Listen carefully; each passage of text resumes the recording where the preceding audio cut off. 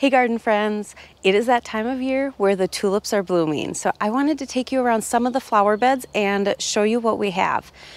In a couple of the previous videos, we had done some unboxing or planting in the fall when we got the different bulbs, tulips, daffodils, hyacinth, alliums, and well, those videos were exciting to see what varieties we would have. After you're done planting, you don't see anything. So it's that time of year where they're starting to bloom. On this tour, I did kind of miss the daffodil show, but I have a bunch of pretty tulips that I want to show you and see what you think. So let's head out and walk around some of the beds. So I wanted to start the tour in the front yard where it's the biggest show of tulips. It's the brightest colors. It might be a little bit dark to kind of get a good visual of it. But this is a bed along the sidewalks, and it's mostly pinks. There's a few errant bright yellow daffodils in here that I say every year I need to take out and remove, but I fail to do so. They are basically done. They're just hanging out till I get them cleaned up. Gotta keep track of the crazy. Hi, where are you going? Huh? Do you have a toy out here? Go find your toy. I believe I've got most of the tulips from Color Blends. Their website is super easy to use. It's got a lot of different options, and overall their quality for the price that they charge has been really great. I should say the quality has been phenomenal, and I feel like it's a pretty good price for the size of tulip bulbs that you get. I'm not quite sure what all the varieties are out here. I know I have the Smooch and the Pink Cubed mixes. I have Averon, there's Menton, Angelique, and probably a few others in here. Check out some of the pink ones. I'm sure I've picked up a couple of them here and there. I picked up these pink fondant hyacinths a couple of years ago, and I only planted 5 or 10 in the sidewalk bed. Loved them so much. They've got the traditional hyacinth fragrance that I wanted to add a few more, and I've got them dotted along the front of the sidewalk. They're out of bloom now, but they were very pretty a couple weeks ago, and you could smell them when you walked up to the front door. I had a few people comment on how nice and spring-like it smelled as they came up to the front door. So goal achieved with those. You can see a lot of them in here are just blown out. They are wide open during the day. It's likely that they will just lose all their petals tomorrow. Here's another pretty one. They're gorgeous right now because they're so full and large. I mean, that's a huge tulip, but they're all going to be gone probably tomorrow. There's a few in here that I'll point with our chuck it that have yet to bloom. They get a little bit more shade back here. So we'll have a few more blooms that we can enjoy, but for the most part, it's goodbye to the tulips for this year. This bed has been very beautiful. Usually what I do is order a couple hundred tulips every year to replenish this bed. Now that we've been here for a few years, I've figured out that there are a few beds that I like to keep tulips in, and then everywhere else I'm kind of migrating over to daffodils just because they naturalize better. So I feel like I get a little bit more for my money with those. But this is one of the beds that I will keep tulips in just because it really does make a bold statement as you're coming up to the front of our house. And as the tulips fade out and we get the next round of flowers in here, this is really the brightest flowers that I have pretty much all season. So kind of take advantage of that. The tulips somewhat continue. I'll continue to my chuck it here. They kind of continue around the side of the house. This needs to be completely redone, so I haven't put a ton of effort into the bulbs or the bed yet. Let's head down to the nasty bed and get it out of the way. Hi, doggo. I do like this view, or it was pretty, ooh, almost fell. Get the little pine tree in there. Oh, we're gonna get a dog in there, I think. There we go. Hi, Percy. So this bed is on the south side of the house. It gets full sun. It is the most ridiculous bed that I have, and I've said several times now that I need to work on this and fix it, and I have not yet. So as we go around some of the other beds in the yard, ignore all of the edging lines, ignore all of the weeds, ignore the mulch, and ignore the drip lines, because that's one of those things that gets done throughout the summer, and it has not really been done yet. Also, we've had a ton of rain the last couple days and very hot temperatures, so our grass is now 8 inches tall. It doesn't look like we mowed, but again, that's on the list probably for tomorrow. In this bed right now, it's kind of a mess. The weeds are absolutely out of control in here. The thistles are especially bad. And so I think what I need to do, back up, show you the first, what it looks like. Right now it's kind of edged around the outsides with a light yellow daylily. It's pretty, but I think that might be the cause of a lot of the weeds that I have in here. So I think I need to maybe dig them up and just restart this whole bed. As I do that, the tulips will start fizzling out, and there's a few daffodil patches in here that I can salvage and put into the new bed.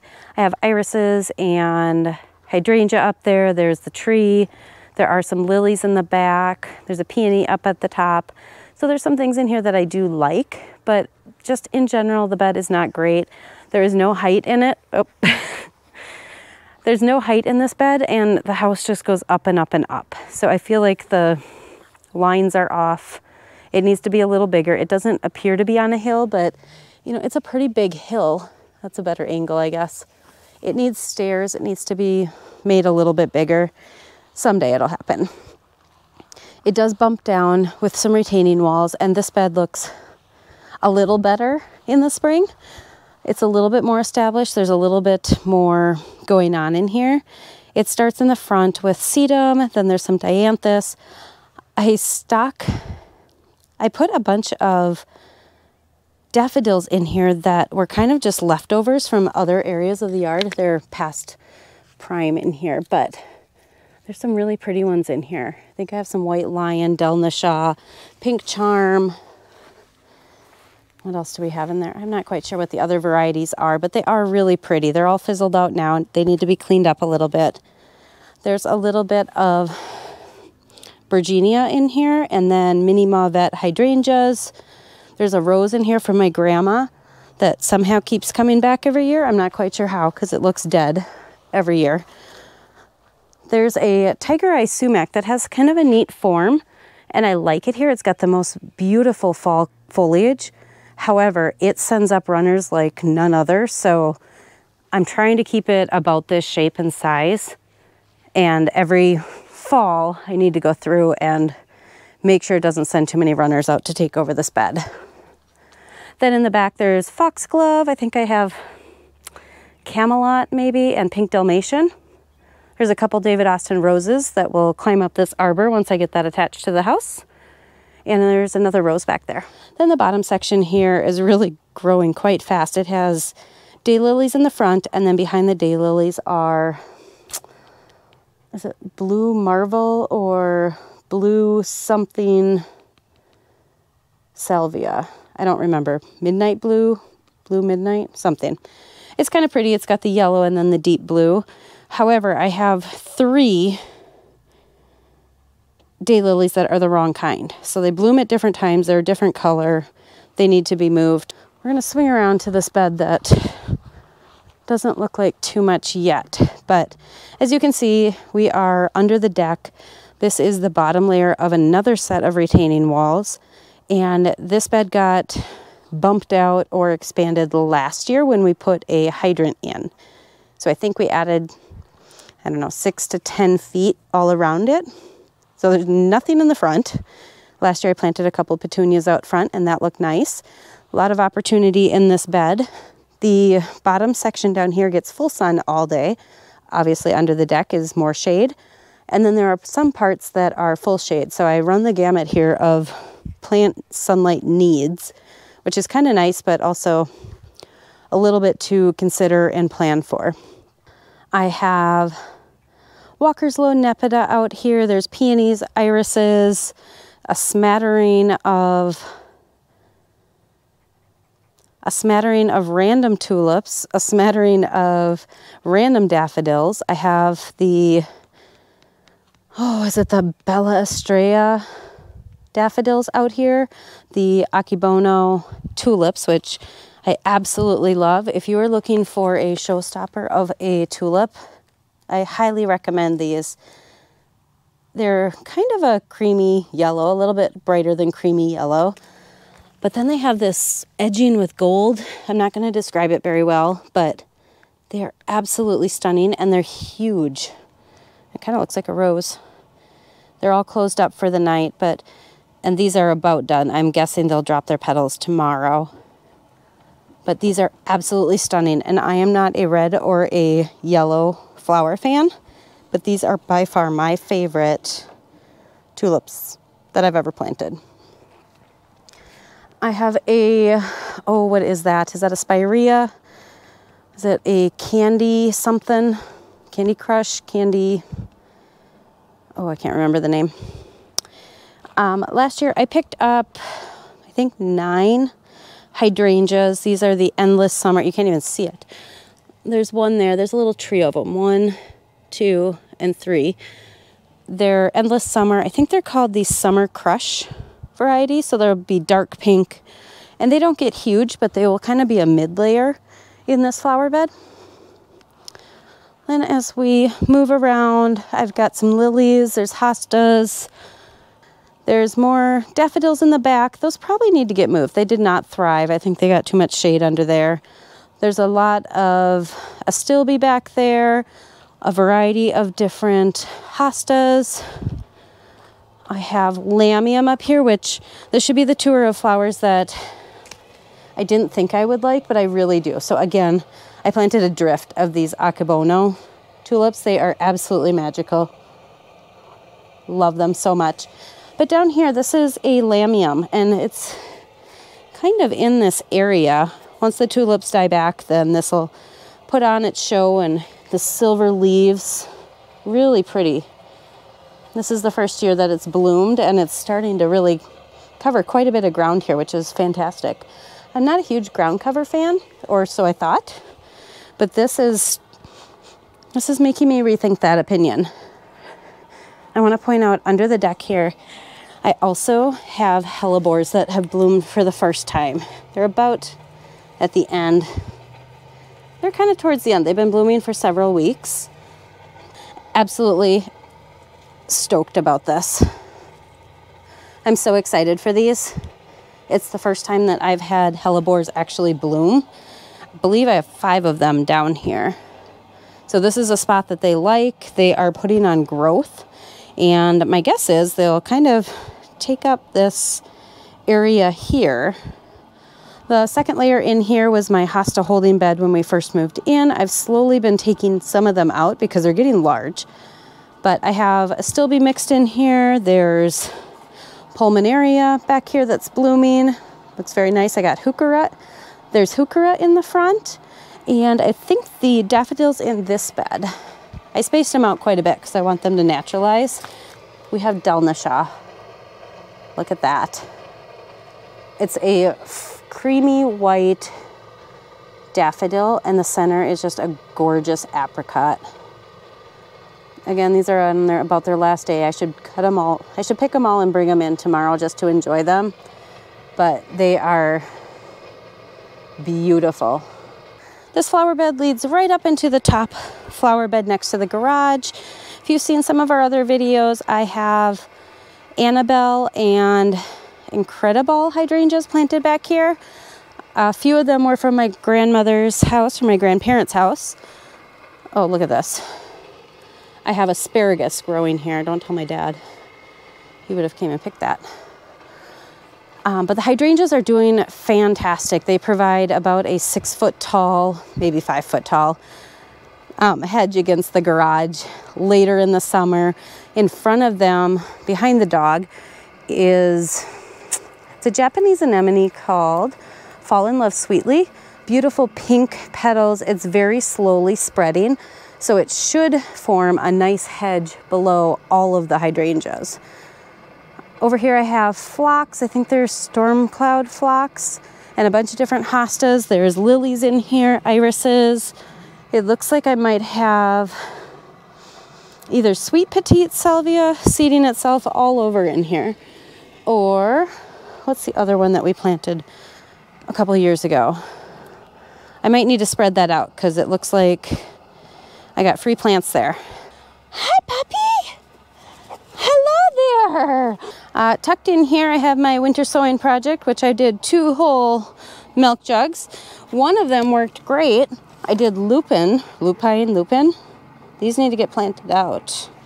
The other one I did a coneflower and came up with nothing, which is fine. However, in the corner here, this is another Simasifuga. I need to find out what the common name of that is.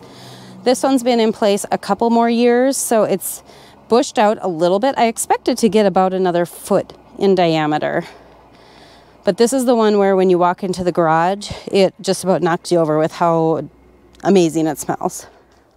I'm gonna swing back over into this bed because it's starting to take shape. In this bed, when we first set it up, I basically tried to grade the land here just a slight bit so that it wasn't such a steep incline. I didn't do a super great job, but the plants I put in here were small to start with, or I just planted one and decided that I would wait and let it grow to its full size. The daffodils in here were ice follies. Completely missed those in this video. They were followed by, it was a blue something hyacinth, blue jacket. I think blue jacket hyacinth. The combination was stunning. So picture this with a bunch of little dots of white in here and then the blue hyacinth. Not only did it smell good, but it really looked pretty cohesive. That was quickly followed by the muscari, which I didn't even see last year. And this year it's all over the place. So I'm super excited for that to continue to naturalize and hopefully make its way over here. And then the Brunnera started blooming. Guys, this is one of those plants that, oh, you're not even seeing how blue it is. This is one of those plants that, again, I wasn't thinking I would like the blooms of it. I love the silver veining on the leaves. Isn't that gorgeous? But the blooms are just delicate. That's a little bit more representative. It's a pretty bright blue. It's a blue. It's almost a Chuck-It blue. You can't tell in the camera, but it's about the same color as a dog's Chuck-It toy. And I have 5 of them over here. They're beautiful. The hostas, the heuchera, the lily of the valley. What do I have? Bleeding heart in there. More heucheras. There's a hydrangea in here somewhere. There's pulmonaria over here. It's all just kind of starting to come together. There's a little bit of columbine over there. There's a failed attempt at Hakanakloa down here. That didn't survive here. It's a little bit too cold, I think. Oh, it looks like I might have even planted a black lace elderberry up here. Oh, yes. That's gonna be great. So I'm kind of just planting stuff here that will look nice when you drive up. Instead of just having a hill that was